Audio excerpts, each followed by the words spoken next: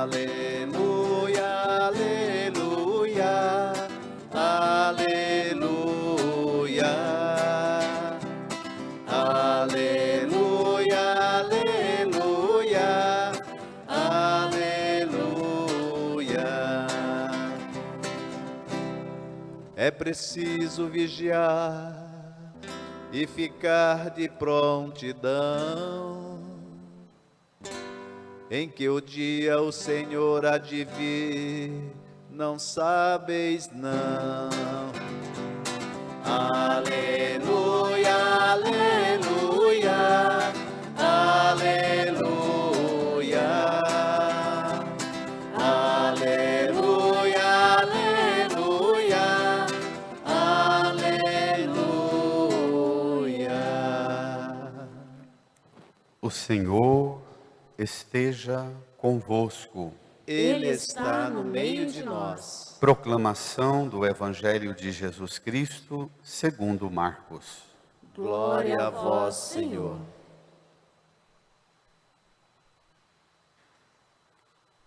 Naquele tempo, Jesus disse a seus discípulos: naqueles dias, depois da grande tribulação, o sol vai se escurecer e a lua não brilhará mais.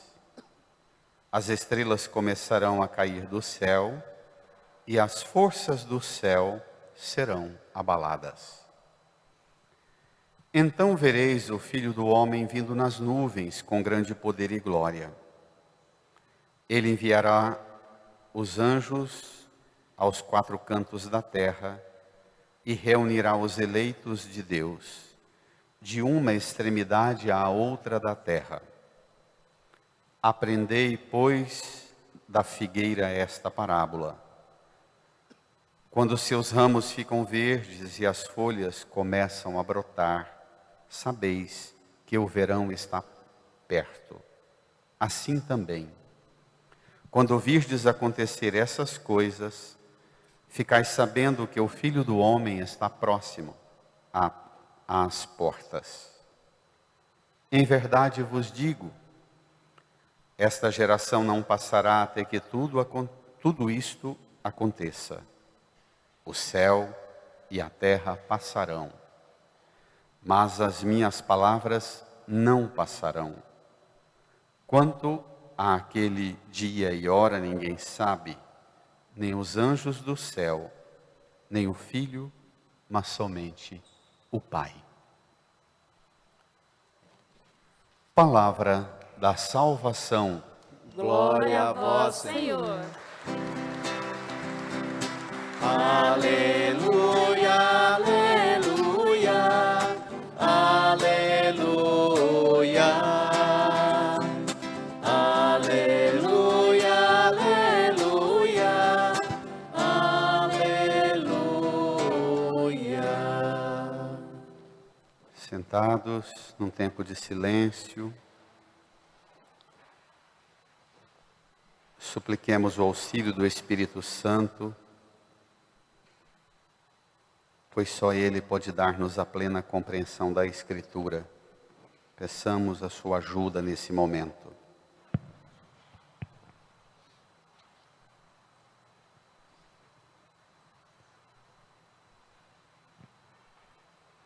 Amém. Irmãs e irmãos, encerramos hoje a leitura do Evangelho de Marcos. No capítulo 13, que acabamos de ouvir, Jesus está em Jerusalém. A grande parte do tempo, ele está no templo com os apóstolos, ensinando, passeando no átrio, no pórtico do templo, assistindo às peregrinações e os ritos das multidões de peregrinos que visitam o santuário. A tensão da relação de Jesus rejeitado pelas autoridades dos judeus, a tensão vai aumentando, vai acirrando cada vez mais os ânimos. Os discípulos percebem que é questão de horas. Ele vai ser preso e haverá esse desfecho que ele já anunciou várias vezes de sua morte. Os discípulos temem profundamente, passam por grandes aflições, vendo uma enxurrada lavar seus sonhos, suas esperanças despertadas, a fé, o entusiasmo com uma realidade nova que parecia inaugurada, convivendo 3 anos com Jesus, suas pregações, seus prodígios, seus milagres, seus sinais, parecem tudo escorrer como lama. Temem profundamente por essa tribulação. E Jesus, ao invés de pedir atenção e querer consolo para si, diz a eles que isso aqui não é nada, para eles ficarem firmes. No 3º dia ele vai ressuscitar e põe-se, antes dele mesmo ser preso, ele se põe a ensinar os apóstolos a um enfrentamento e a dizer: olha, vocês estão preocupados com isso, tirem os olhos daqui, eu quero colocar os olhos de vocês numa realidade futura. Virá uma tribulação ainda maior. Mas não tenham medo. E aí Jesus ensina 2 senhas para o cristão. O homem e a mulher de fé cristã precisa ter capacidade para olhar para a realidade, enxergar as contradições da realidade, ver as ambiguidades da realidade. Mas o homem e a mulher de fé não podem ficar apenas estressado e angustiado lendo as notícias cada dia mais dramáticas e pavorosas. Nós precisamos ser homens e mulheres que percebemos com a fé e enfrentamos os dramas da realidade, mas enxerguemos a presença de Deus em nossa vida e em nosso meio. Vamos lá? É maravilhoso esse texto. Infelizmente, um dos textos mais manipulados por nós pregadores para passar medo nos outros. Quando falamos e tomamos esses textos que se referem ao juízo final, ao fim do mundo, às tribulações finais, é sempre para bater mesmo, espancar o povo, para ameaçar, dar medo, pressão no povo e dizer: doa o dízimo. Que pena que a gente transforma o evangelho em ameaça. Transforma a mensagem do evangelho em uma possibilidade de fazer um assalto na igreja com o microfone na mão. E o microfone pode ser uma grande arma de assalto dos pregadores, impondo medo e ameaça, ao invés de falar de esperança. Vamos lá? Naquele tempo, Jesus disse a seus discípulos, já situei, em Jerusalém, horas antes de ser preso.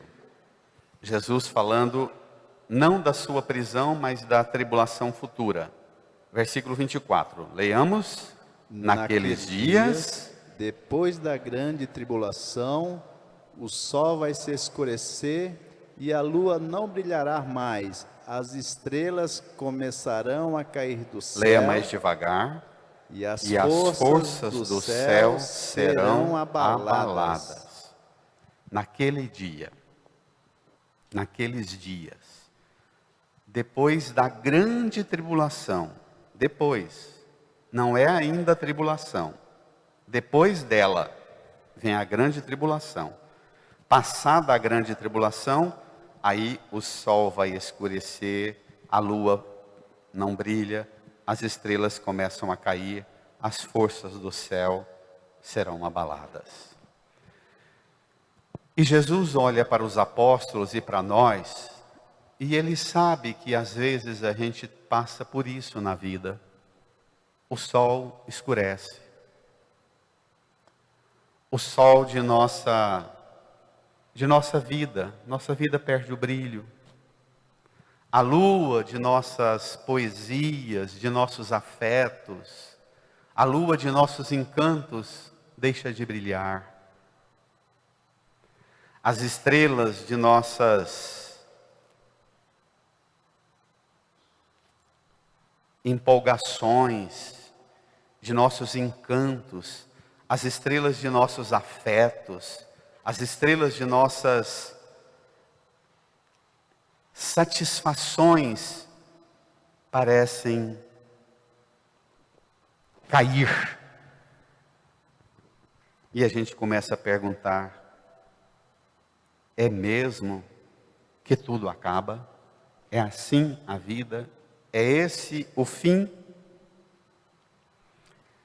E nós precisamos ter uma fé que nos ajude a passar pela grande tribulação e pelo que vem depois da grande tribulação. Pegue o texto, depois da grande tribulação. Ainda vem o sol escurecendo, a lua perdendo o brilho. Então, a esperança cristã, o que é ela? O que é a fé cristã? A fé cristã é uma fé que nos move a passar pela grande tribulação, essa é a grande tribulação, e pelo que vem depois da grande tribulação. Sol que não brilha, lua que apaga, estrela que cai. Muitas vezes nós queremos que o cristianismo, e muitas vezes nós fazemos da fé cristã aquilo que os estudiosos da sociologia criticam. Transformamos a religião num ópio, numa alienação mesmo. Queremos que a fé se torne para nós uma possibilidade de fuga da realidade. Os mecanismos de domínio no mundo querem que a religião seja uma religião que não mexa nos problemas da sociedade, não fale sobre eles. Religião é para falar de Deus e de céu para cima, não mexa com realidade. Será isso o cristianismo? Um ambiente de alienados, no ópio? Não é essa a proposta de Jesus. O cristianismo é uma fé que nos faz ter coragem de dizer: olha, o sol está escurecendo, a lua está perdendo o brilho, as estrelas estão caindo. Aquilo que dá sentido para nós, você pode pegar a conjuntura do mundo de hoje e dizer: a nossa saúde está ameaçada. Você pode dizer: a economia, a cultura, a política, as estrelas estão perdendo o brilho. Mas nós que olhamos para a realidade e não transformamos a esperança cristã numa fezinha íntima, ou não transformamos a esperança cristã num otimismo empolgado e alienado. Eu sinto Jesus, eu percebo Jesus, amém, aleluia, não está acontecendo nada, eu sinto que não tem nada. Tem! A fé cristã não é para fechar o olho e não enxergar o caos. A fé cristã é o contrário. A esperança cristã é um desvelar, é tirar o véu que impede a gente de enxergar concretamente a realidade e a contradição. Mas olhe, não fique e não transforme a fé cristã numa capacidade angustiante de estudar problemas sociais, econômicos, políticos, eclesiais. Tem gente que começa a estudar até a fé, estudar até sobre a igreja e sente angústia. Porque parece que compreender as coisas mais profundamente angustia. Não.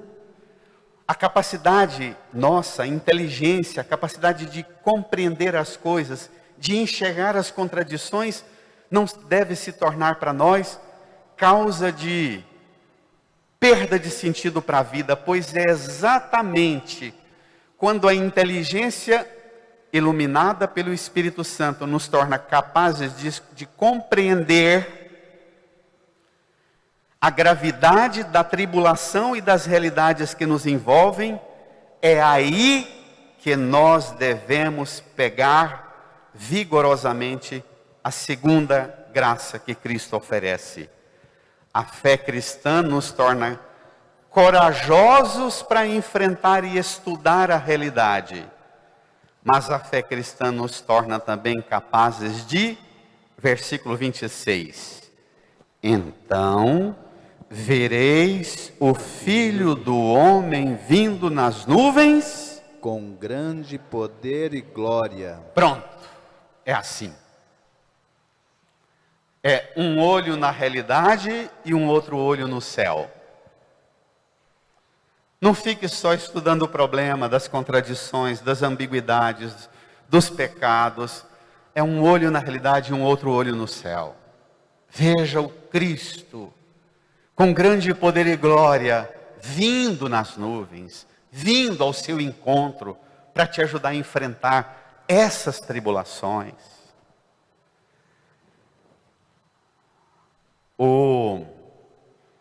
Os estudiosos de Bíblia, quando a gente está nesse capítulo 13 de Marcos, gostam de lembrar a gente que esse capítulo 13 de Marcos foi escrito em Roma, lá pelo ano 64, próximo a isso, quando Roma foi incendiada. E os cristãos foram acusados de serem guerreiros revolucionários, querendo acabar com o Império Romano e tacando fogo em Roma. E a partir do incêndio de Roma desencadeia uma perseguição dos cristãos, que aí vai ser jaula, vai ser a arena do Coliseu, comidos e devorados pelas feras, a luta dos gladiadores, aí vai ser perseguição aos cristãos até século IV. Então, os que leiam o Evangelho de Marcos, quando chegaram no capítulo 13, liam o Evangelho falando da grande tribulação, eles lembravam dos dias de Roma incendiada. Uma cidade com mais de 1 milhão de habitantes, na precariedade dos recursos de 2000 anos atrás, imagine, incendiada. E os cristãos perseguidos pelo exército e pela força do Império Romano, e violentados, e picados, e queimados. Aí, o evangelista Marcos diz: não fiquem olhando só para o fogo e a fumaça da grande tribulação de Roma. Ergam os olhos, vejam o Filho do Homem vindo nas nuvens com grande poder e glória.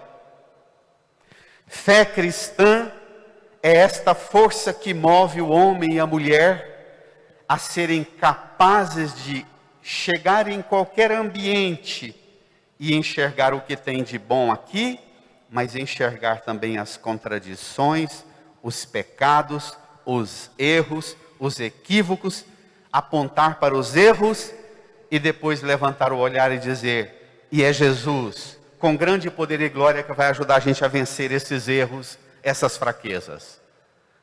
Amém? Não vá sufocando você entrando na fossa e no buraco dos angustiosos estudiosos da realidade que perdem a esperança e só passam a fazer a lista do mal do mundo e não veem esperança. Cristão tem um olho na realidade, mas tem um outro olho no céu. É homem e mulher porta-voz do Filho que desce nas nuvens com grande poder e glória. Eu não dou conta de resolver os problemas, você não dá, mas Ele dá. E é para isso que Ele desce. Mais ainda, Ele desce até ficar pertinho. Vamos lá? Olha que coisa linda. Ele enviará os anjos aos 4 cantos da terra e reunirá os eleitos de Deus de uma extremidade à outra da terra. Olha que bacana. Envia e reúne.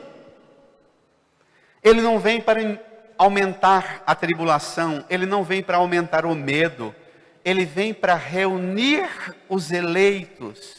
Reunir. Não espere Jesus com medo do inferno, do julgamento, das armas de fogo dos anjos. Espere Jesus que vem com os anjos para reunir você na presença de Deus. E depois Jesus diz aos apóstolos, que estão angustiados lá no templo de Jerusalém, vendo os preparativos para a Páscoa, e vendo os preparativos das autoridades judaicas para prendê-lo e matá-lo, Jesus convida os apóstolos dizendo assim: minha gente, caminhei com vocês 3 anos, a gente andou do norte ao sul, do leste a oeste da Galileia, da Palestina, da Terra Santa toda, e eu tantas vezes apontei para vocês, quando as coisas estiverem muito tristes, muito angustiantes, faça uma caminhada por aí e olhe as árvores, olhe um pé de figo brotando. Às vezes o que a realidade não é capaz de apontar como solução, os livros, os canais, os blogs, os sites, as pregações não dão conta de apresentar como solução, contemple a natureza e veja os ciclos da natureza. Olha que beleza, um olhar de contemplação. Versículo 28, aprendei, pois, da figueira esta parábola. Vamos? Quando seus ramos ficam verdes e as folhas começam a brotar, sabeis que o verão está perto. Assim também, quando virdes acontecer essas coisas, ficais sabendo que o Filho do Homem está próximo às portas. É assim, aqui no Cerrado nosso de Goiás, a partir de junho vão secando, julho, a exaustiva seca, agosto nem se fala, e quando tudo parece assim, o extremo da morte, brotam os primeiros ipês de flor roxa, depois os tons lilás, depois o amarelo, depois o branco. E quando os ipês terminam a florada e eles não florem esperando chuva, eles florem sozinhos, na solidão da seca do sertão, para depois a natureza, depois que os ipês perdem suas flores, aí o resto do cerrado começa devagarinho a aparecer pontos de brotos duros, rígidos, que do dia para a noite, é setembro e a chuva chega. Jesus chama a gente a andar por aí, a ser homem e mulher contemplativo, que sabe perceber as estações da natureza, mas que sabe mais do que isso. Vou te fazer um convite profundamente espiritual. Descubra as estações da sua interioridade. Saiba lidar com você quando é inverno, quando é outono. Saiba quando é tempo de perder, de jogar fora folha, casca, flor, florir daquele tanto. Ficar 5, 6 dias, 2 semanas florido daquele jeito ipê, o resto do ano ninguém nem sabe mais que pé de ipê é ipê. Ninguém fica na primavera o ano inteiro. Saiba lidar com as estações interiores. Saiba lidar com o seu outono, com o seu inverno. Saiba identificar quando é que você está entrando na fase de começar a perder coisas, cair folha, cair flor, cair fruto, minha gente, perder, desfazer de tudo. Depois ainda vem os redemoinhos de agosto que parecem arrebentar para sacudir e não deixar galho seco nenhum. Desapega. Porque quando aparecerem as primeiras nuvenzinhas, você começa a brotar. E brota. Você nem imaginava que seria possível brotar de novo e brota. Porque nós olhamos para as estações primavera, verão, outono e inverno. E em Goiás a gente nem tem essas 4. A gente só tem o tempo das águas e da seca. Não é? E a gente precisa aprender que uma estação gesta a outra estação. É sempre passar pelo tempo da seca para gestar a primavera e o verão. Não é porque Deus castiga, porque Deus quer tirar de você quem você ama, porque a vida é assim, é punir e arrancar de você. Não. Perder folha, flor, fruto, galho, perder é um processo de gestação de um novo florescer. Cada estação na natureza gesta outras estações, outros ciclos. Sai dessa, e nós, goianos, que somos extremamente marcados pela força da saudade, a gente tem sempre uma memória de lembrança de passado e pode facilmente viver aquele apaixonado na fossa, cantarolando música sertaneja e lembrando sempre das perdas do passado. Perca, mas geste outra estação. E saiba que na medida com que você vai se desfazendo do seu sol, da sua lua, das suas estrelas, quanto mais despojado você fica, despojada, quanto mais desapego você tem, mais próximo Ele está, até chegar o momento em que Ele está à porta.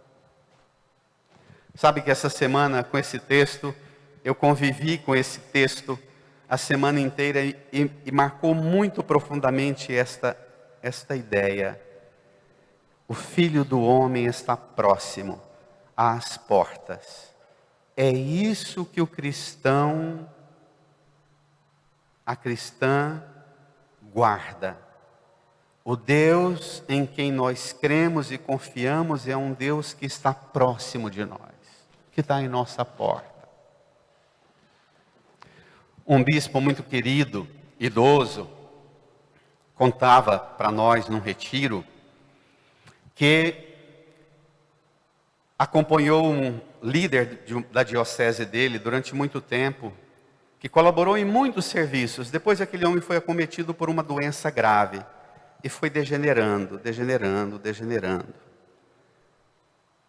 Quando o bispo soube da gravidade da enfermidade daquele líder da diocese, passou a ir com frequência, uma vez por semana, visitá-lo. E ele, sempre que o bispo chegava no quarto e fazia uma saudação entusiasmada para aquele irmão, ele fazia assim e apontava para a porta, já sem poder falar. Aí, a esposa daquele senhor viu que o bispo não estava codificando o que era. Um dia ele veio, o marido já no extremo limite, perto da morte. Fez demoradamente assim, depois apresentou o dedo para a porta, segurou de novo e lágrima caindo, abriu um sorriso. A esposa chegou perto do bispo e perguntou: o senhor está entendendo o que ele está dizendo? Não. É aquela pregação que o senhor fez há tantos anos atrás, com tanto entusiasmo.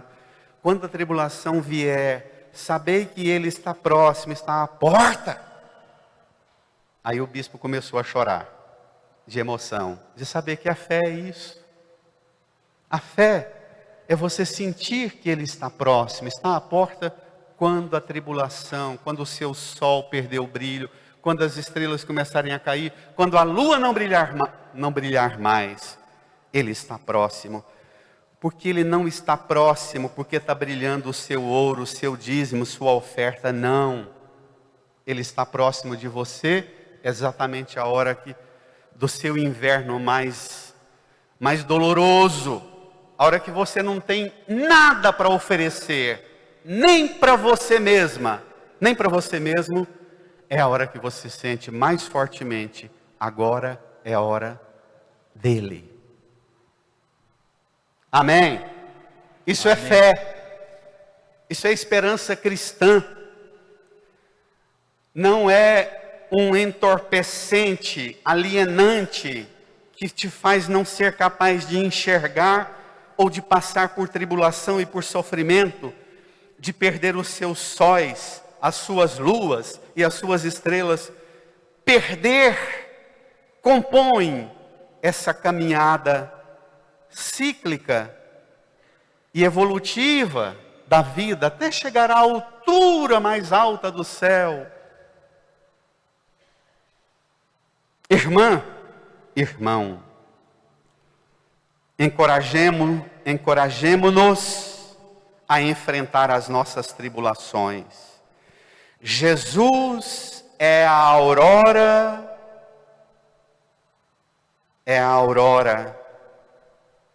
que você espera, é a manhã sem ocaso que vai chegar à sua vida e você nunca mais perderá o brilho do seu sol, da sua lua e de suas estrelas.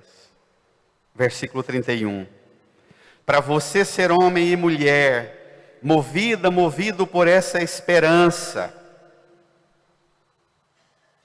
que não nega a realidade, mas que te capacita e te qualifica a enfrentar a realidade e a aguardar no seu interior um espaço para ele ocupar. Olha o segredo, versículo 31, bradem. O céu e a terra Desculpe, passarão. versículo 30 e 31 até o final, vamos? Em verdade vos digo, bradem. Esta geração não passará até que tudo isto aconteça. O céu e a terra passarão, mas as minhas palavras não passarão. Passe a repetir para você isso, nas suas horas de angústia, de tristeza, nas suas horas de abalo, de fragilidade, no trânsito, na cozinha da sua casa, no seu trabalho. De vez em quando põe a mão aqui no coração e diz: Ele está próximo e a palavra dele não vai passar, não vai passar, não vai passar. Ele está próximo. Eu creio firmemente, Senhor, que a sua palavra não vai passar sem realizar em mim uma florada primaveril de tempos novos. Proclame isso para você. Conte isso para o seu outono e para o seu inverno. Quando tiver difícil demais de enfrentar o inverno, chame esta palavra que não passa para ajudar a sacudir você como um redemoinho de graça e bênção, para ajudar você a desfazer de tudo que te impede de brotar melhor para a próxima temporada que vai chegar. Amém? Amém. Isso é fé, isso é esperança cristã. Olha, são duas estações mais interiores, o outono e o inverno. Introspectivas, desapego, nada externo. Duas estações, o sofrimento e a morte. Mas são duas estações de exterioridade, de vida, de céu descendo, a ressurreição e a vida que dura para sempre. Aprenda a lidar com o intercâmbio dessas realidades. Esses tempos duros da pandemia ensinaram-nos a lidar com a proximidade do sofrimento e da morte, não é? O Ivan, que lutou tanto e preservou tanto, ficando mais na roça para não pegar o corona, quando já vacinado, pega o corona e morre. Tão jovem ainda. Mas isso aqui passa.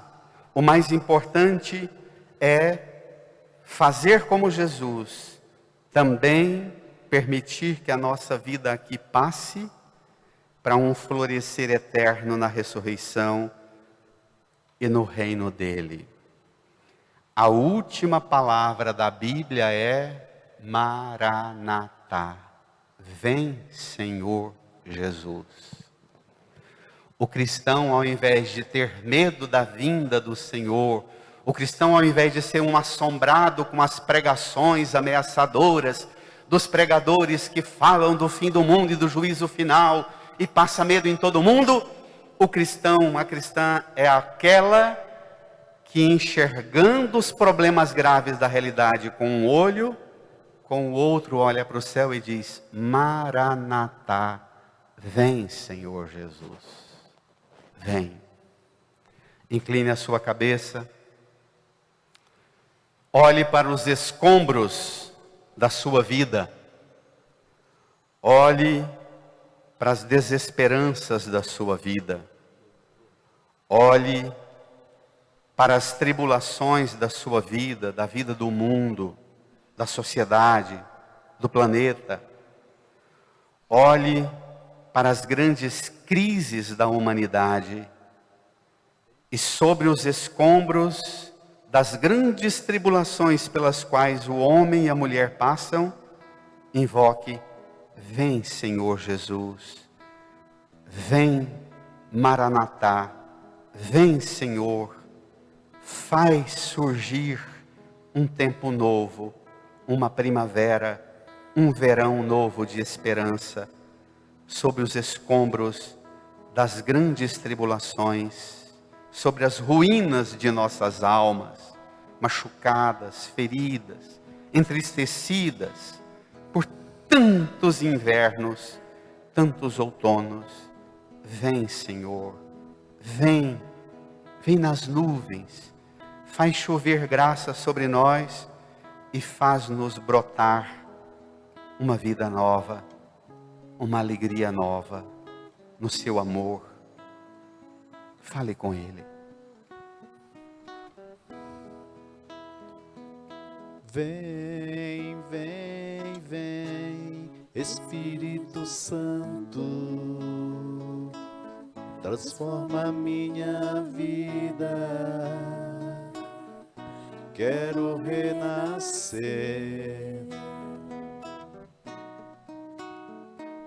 Vem, vem, vem, Espírito Santo,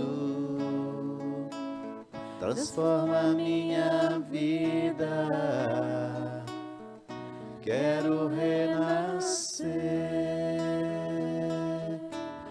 Quero abandonar-me em teu amor, encharcar-me em teus rios, Senhor.